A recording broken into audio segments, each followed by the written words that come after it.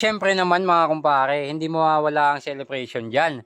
Kaya naman, pagkatapos ng ceremony, ay pumunta kami ng SM para mag-Jollibee. Yo, what's up mga kumpare? Ayan, magandang hapon. Papunta kami ni kumare ngayon sa school ng anak namin bunso kasi graduation ngayon. Oh, Choy, galingan mo mamaya ha. Ha? Galingan mo ha. At bibidyo kita ha. Sige na. At dumating na nga kami sa school mga kumpare. Sakto pagdating namin dyan ay malapit na rin magsimula ang ceremony. Dumating na rin pala si Gibbs TV Motovlog dyan na pinadeliver natin ng garland. Pagkasuot ko nga ng garland sa anak ko ay napansin ko na mahaba pala yung garland na nabili ni Gibbs TV Motovlog. Kaya naman ginawa ng paraan ni kumare. Tiniklop niya at nilagyan niya ng stapler. Maya-maya pa nga ay nagsimula na rin mag-grand march isa-isa ang mga estudyante.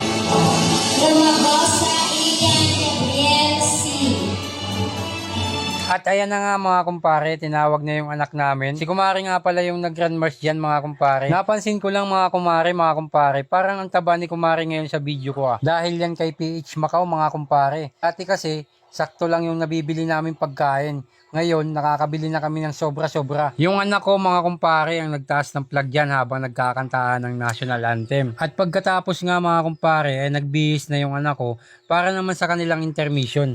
At eto na mga kumpare, nagsimula na ang intermission. Hindi ko na nilagyan ng sounds mga kumpare kasi baka makapiright na naman tayo. Ang higpit-higpit pa naman ngayon ni Facebook. Counting mali lang, violation agad. Kaya nadala na ako gumawa ng mga video na may music. At saka umiiwas na din ako sa mga violation. Ang tagal kasi bago mawala ng violation ngayon. Tulad ngayon, meron na naman akong violation. Meron na naman violation ang page ko. Growth at risk na naman. Kaya pagpasensyaan nyo na mga kumpare kung hindi tayo naglalagay ng sound sa mga video natin. Pagkatapos nga ng intermission mga kumpare, ay tinawag na sila isa-isa sa stage para magpakilala at para bigyan ng certificate.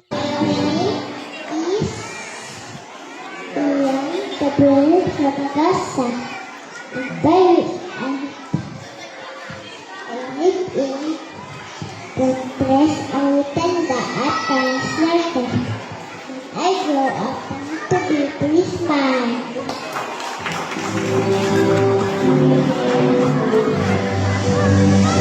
At syempre naman mga kumpare, hindi mawawala ang celebration dyan. Kaya naman, pagkatapos ng ceremony, ay pumunta kami ng SM para mag-Jollibee. Sobrang dami pa nga ng tao dyan mga kumpare at nahirapan din kami maghanap ng mauupuan namin. Kaya naman naghintay kami para makaupo at para makakain. Hey, sarap. Sarap. Walang ice cream ay. Wala daw silang ice cream kaya walang ice cream dyan. Chicken Joy, ano? Jollibee, ano?